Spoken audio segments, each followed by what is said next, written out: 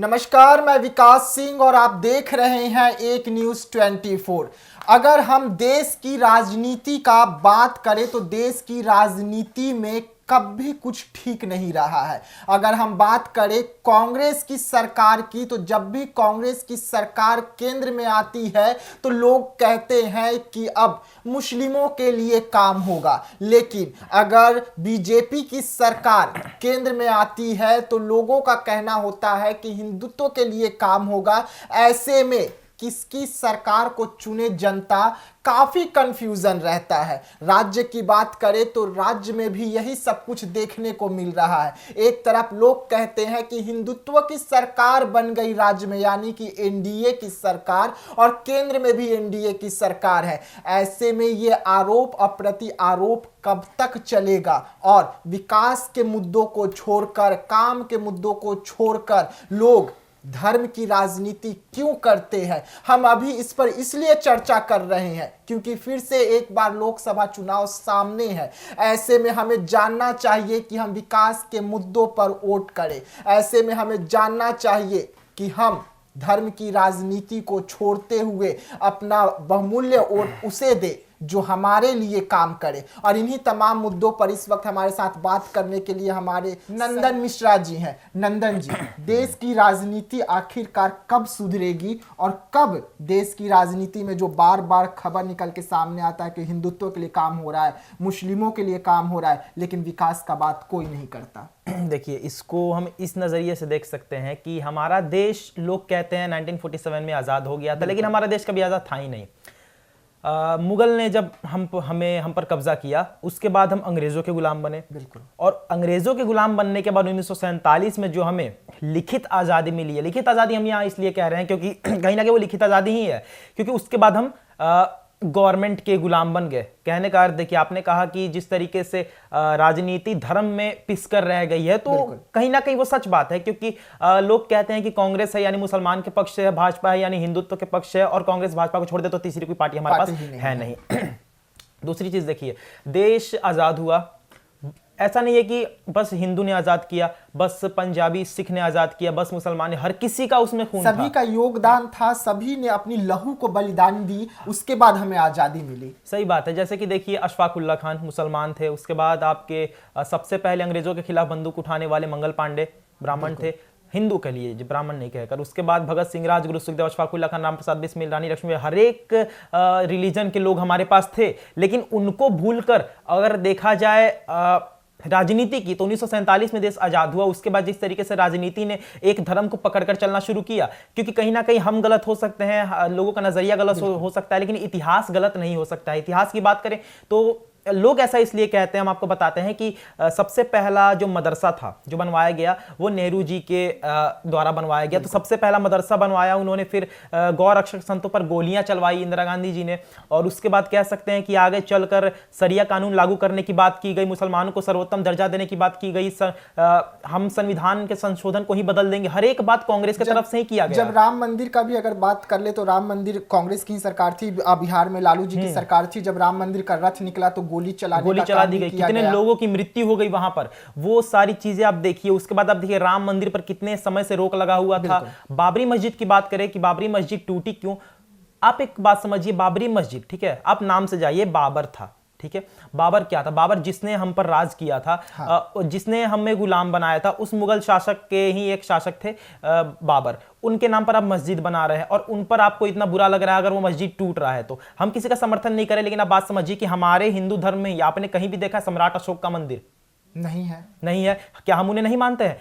हम उन्हें मानते हैं, लेकिन फिर भी उनकी मंदिर नहीं है, क्योंकि कहीं ना कहीं दर्जा देने की बात आती है ना। दूसरी बात आप देखिए कि पार्लियामेंट पर हमला हुआ था, बिल्कुल, वो भी कांग्रेस के राज में हुआ था। 26/11 हमला हुआ, वो कांग्रेस के राज में ही हुआ। तो कहीं ना कहीं हर एक चीज जो होती आ रही है, अगर हम क्राइम रेट्स की बात करें, जो आतंकवादी हमले की बात करें, तो कांग्रेस के राज में ज्यादा हुआ है। तो मुसलमान के पक्ष से लोग इसलिए कहते हैं कि आप सपोर्ट मुसलमान को करते हैं, चाहे सरिया कानून की बात हो, या फिर मुस्लिमों को सर्वोत्तम दर्जा देने की बात हो, या फिर मदरसे बनवाने की बात हो, मंदिर तुड़वाने की बात हो, गौरक्षक संतों पर गोलियां चलवाने की बात हो। ये सारी चीजें कांग्रेस ने अपने राज्य में की है। अब आपसे हम पूछते हैं, या उन लोगों से पूछते हैं जो भारत की जनता है, कि आप ही बताइए कि कांग्रेस ने हिंदू के लिए क्या काम किया है? बस 5 गिनवा दीजिए, नहीं गिनवा पाएंगे। चलिए अब आते हैं 2014 के बाद वाली सरकार पर, जो भाजपा है। लोग कहते हैं भाजपा हिंदुत्व की सरकार है, तो नहीं, भाजपा सबकी सरकार है। हम आपको ये प्रमाण देते हैं। भाजपा इसलिए सबकी सरकार है क्योंकि कहीं ना कहीं आप समझिए कि भाजपा ने राम मंदिर बनवाने का बात किया था। भाजपा सत्ते में आई थी तो राम मंदिर के मुद्दे को लेकर ही सत्ते में आई थी कि राम उन्होंने सीधा कहा था कि अगर हमारी सरकार आप बना कर देते हैं तो हम आपको राम मंदिर बना कर देंगे।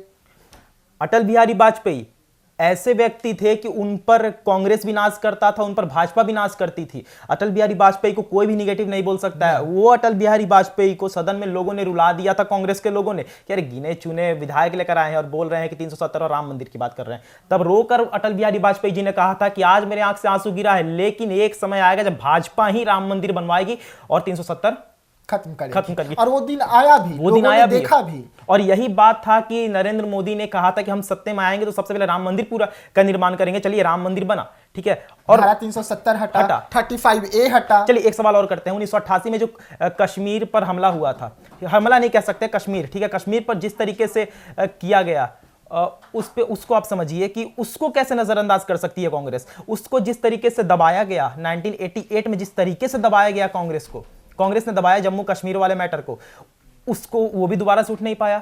उसके बाद आप देखिए लगातार भाजपा लोग कहते हैं, ठीक है, अभी सबसे बड़ा मस्जिद जो है वो अयोध्या में बन रहा है। नहीं, और आपको समझने की बात होगी, जब देश के हमारे संसद पे हमला हुआ था उस समय पाकिस्तान को क्या कुछ बयान दिया गया था। हमारे देश के प्रधानमंत्री मनमोहन सिंह जी थे, उन्होंने कहा था कि हमें सबूत मिला है, हम पाकिस्तान को पुख्ता सबूत भेज रहे हैं, पाकिस्तान कार्रवाई करे, यही बोला गया था। तिब्बत देने वाला कौन था?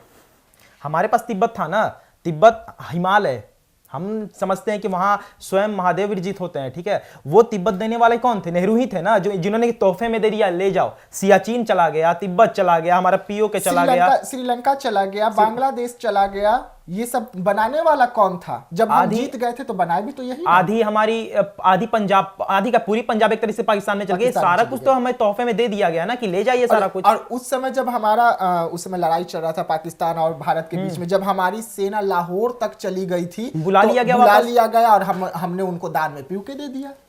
ये तो नेहरू जी को पसंद होगा ना कि आप मेरे हिस्से का चीज ले जाए, जो गांधी जी करते करते रह गए वो हम ही कर देते हैं। जब पश्चिमी पाकिस्तान था, बांग्लादेश 71 में था ना मेरे ख्याल से, हाँ। तब की आप बात देखिए, मुफ्ती वाहिनी सेना चलाई थी ना इंदिरा गांधी ने कि आप हमारी सेना ले जाइए, हाँ। हमारी सेना ले जाइए, लेकिन आप वहां पे जंग जीतने के बाद हमने दान कर दिया। आपने उस समय बंगाल में कितने लोग मर रहे थे, महाराष्ट्र में बाढ़ से लोग मर रहे थे, वो आपने इग्नोर कर दिया, सारा कुछ आपने इग्नोर कर दिया। लेकिन आपको प्यार था कि हमारा पूर्वी पाकिस्तान पश्चिमी पाकिस्तान पर अटैक कर रहा है, हमें उन्हें बचाना है। आपने मुफ्ती वाहिनी सेना डाली वहां पर, आपने यहाँ के जितने भी लोग थे उनको वहां भेजा और वहां के लोगों को सुरक्षित करवाया कहीं ना कहीं। अमेरिका से दुश्मनी लिया आपने पाकिस्तान को बचाने के लिए। तो वो चीज देख सकते हैं कांग्रेस जिस तरीके से शुरुआत से मुसलमान के पक्ष से काम की है, तो उसी चीज को लेकर लोग कहते हैं। अब देखिए सबसे ज्यादा उत्तर प्रदेश की अगर बात करें तो अभी तक जितने भी हमारे भारत पे लीड किए हैं, अगर हम नरेंद्र मोदी का बात छोड़ दे, तब तक तो हमें यही देखने को मिला कि अगर कोई हमारे इस गाल पे थप्पड़ मार रहा है तो हम महात्मा गांधी का बात मान ली और हम कर दिए, आओ ना भैया, एगो पर मारिए दियो, दूसरे को पर मार दो।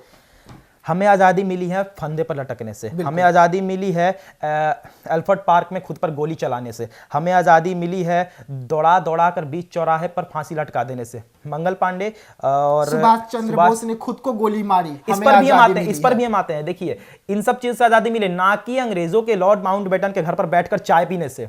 समझ रहे हैं हम किसको कह रहे हैं? उनके गाड़ी में घूमने से, ना ही उनकी बैठ के गाड़ी में घूमने से, उन सब चीजों से हमें आज़ादी नहीं मिली है। अब हम आपको बताते हैं, आपने कहा क्या मुद्दा था? सुभाष चंद्र बोस। आप एक बात बताइए, कांग्रेस के हित में, आप समझिएगा, कांग्रेस के हित में वो लोग जो भारत के प्रति बलिदान देने का पावर रखते हैं वही क्यों मारे जाते हैं? सुभाष चंद्र बोस क्यों मारे गए? ठीक है, आज तक उनका कोई डेथ सर्टिफिकेट नहीं मिला। और उसके बाद ये लाल बहादुर शास्त्री जी की बात कर ले, वो क्यों मारे गए? हम मारे गए इसलिए कह रहे हैं क्योंकि हमने पढ़ा है उनके बारे में, जिस तरीके से उनके हार्ट अटैक का नाम दिया गया था, लेकिन उनके कैप पर या उनके कुर्तों पर खून लगा हुआ था, वो साफ दर्शाता है। आपने वहां पर कोई भी फॉरेंसिक रिपोर्ट नहीं था जिस पर पता चल सके कि वहां पर क्या था। डॉक्टर जो उनके पर्सनल डॉक्टर थे, पर्सनल डॉक्टर थे, उनको ना भेजकर एक मुसलमान डॉक्टर को उनके साथ भेजा गया। और हम लोग इतिहास के साथ छेड़छाड़ नहीं कर रहे हैं। अगर कुछ लोग कहेंगे कि नहीं इन लोग इतिहास के साथ छेड़छाड़ करने की कोशिश कर रहे हैं, भ्रमित करने की कोशिश कर रहे हैं, तो हम लोग आपको इतिहास बता रहे हैं कि हमारा इतिहास क्या रहा है। सबसे ज्यादा डिटेक्टिव बुक्स में से सबसे टॉप पर आती है मित्रों आर्चिव, जो रशियन किताब है अगर बात करें तो। उसमें व्याख्या किया गया है कि लाल बहादुर शास्त्री जी का निधन जो हुआ था वो एक मौत हार्ट अटैक से नहीं था, वो एक हत्या था। अब इस पर चर्चा करेंगे तो घंटों बीत जाएंगे, तो आप जरूर मित्रों की आर्चिव खरीदिए और जाकर उनमें पढ़िए। हमें कोई पैसा नहीं देता है रशिया कि तुम जाकर प्रचार करो और हम आपको करेंगे, लेकिन जो सत्य है वो सत्य है।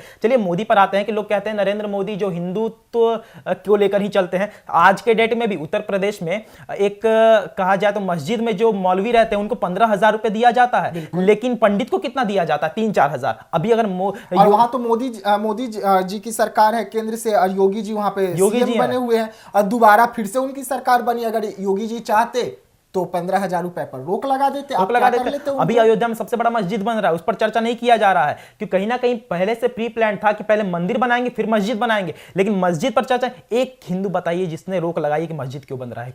किसी ने नहीं लगाई, क्योंकि हमने कभी भी आपका हड़पा नहीं है, हमने वो चीज लिया है जिस पर पहले से हमारा हक था। शुरुआत से आप देखते हैं सोमनाथ टेंपल पर अटैक हुआ, तब क्यों किसी ने क्यों नहीं बोला? सोमनाथ टेंपल के बाद हर जगह अटैक, विंध्याचल पर अटैक हुआ था, आपके जम्मू कश्मीर बम ब्लास्ट हुए थे, तब किसी ने कुछ नहीं बोला। लेकिन बस एक बाबरी मस्जिद जो बाबर के पे बेस्ड था, उस वो टूटा जाता है तो उस पर बहुत सारे लोग, कल्याण सिंह को हटा दिया जाता है। कल्याण सिंह क्या थे हर किसी को पता है, उनको हटा दिया जाता है। हमारे देश के जो युवा पीढ़ी थे, जो जवान हो रहे थे, जो समझ रहे थे, उन्हें दिन दहाड़े सरकार गोलियां मरवा दी, सड़कों पर लाशें बिछा देती है। वो भी तो देखने वाली बात होगी कि एक मंदिर के लिए किस तरीके से लहू का खेल खेला गया था उस वक्त। कहीं ना कहीं कांग्रेस की बात आते हैं, ठीक है। कांग्रेस के राज्य में फिल्में ऐसी ऐसी निकली ना जो हिंदुत्व को पूरी तरह से डामाडोल करके रख देने वाली थी।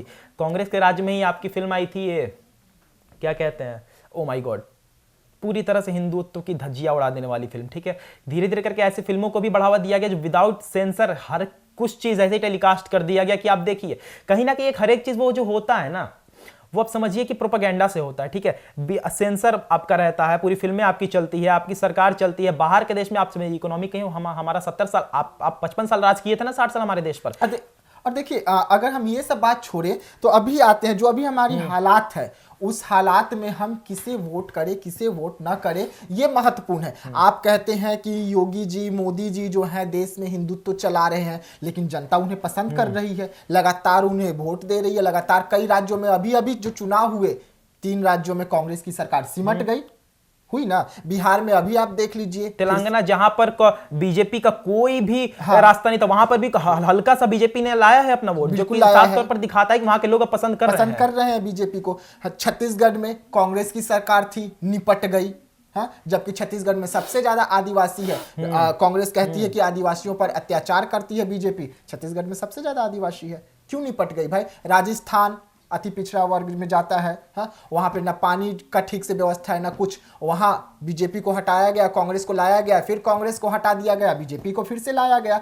तो कहीं ना कहीं सोचने की समझ होनी चाहिए कि जो लोग आरोप लगा रहे हैं कि ये सिर्फ हिंदुत्व के लिए काम कर रही है, अगर सिर्फ हिंदुत्व के लिए काम करती तो वोट देने वाले कौन है? सिर्फ हिंदू के वोट से तो जीत नहीं रही है बीजेपी, कहीं ना कहीं दूसरे धर्म के लोग आ रहे हैं, बढ़ चढ़ कर भाग ले रहे हैं, तभी ना उनकी सरकार बन रही है। लगभग 30-40 करोड़ मुस्लिम हैं हमारे पास। अगर उनको मोदी से नफरत होता, भाजपा से नफरत होता, तो लगातार 2 बार तो नरेंद्र मोदी राज नहीं करते। और यूपी का बात ले लीजिए ना, सबसे ज्यादा है, सबसे ज्यादा में है। वहां पे उनकी दोबारा सरकार बनती है, वहां की महिलाएं कहती है कि हमें गैस मिला, घर मिला, हमारा पासबुक खुला, तो भाई सब कुछ तो मिल ही रहा है, तो दिक्कत कहां पर है? विकास के मुद्दे पर आप आइए ना मैदान में, विकास के मुद्दे पर आके वोट कीजिए ना। हाँ, काम कर रहे हैं जो काम करे, हम ये नहीं कह रहे कि बीजेपी को वोट दीजिए, जो आपके लिए अच्छा काम करे। आप चुनाव है सामने, लोकसभा चुनाव है, हाँ, कई राज्यों में अभी भी चुनाव होने हैं, तो वहां पर आप आईना दिखा दीजिए ना। अच्छा, एक सवाल करते हैं, एक आपका शरीर है, ठीक है, उस शरीर के ऊपर से आपको कपड़े पहनाए गए, ठीक है, फिर कपड़ा हटाकर शरीर ला दिया गया, आपके पास शुरुआत से क्या था? शरीर था। तो कपड़े की कोई वैल्यू है? बिल्कुल नहीं है। तो लोग कहते हैं कि योगी नाम बदलता है, ठीक है, योगी आदित्यनाथ नामकरण करते हैं शहरों का, नामकरण नहीं करते हैं। लोग कहते हैं कि मुसलमान, आप एक बात बताइए, जो नाम पहले था वही नाम तो दोबारा से रखा जा रहा है। बिल्कुल। जो मुगल शासक ने आकर जिस नाम का ये बदलाव किया था, तोड़ के हटा दिया, दूसरा नाम दे दिया, उसको फिर से अब पुराने नाम के साथ जाना जा रहा है। उस पे क्या गलत कर रहे हैं हम?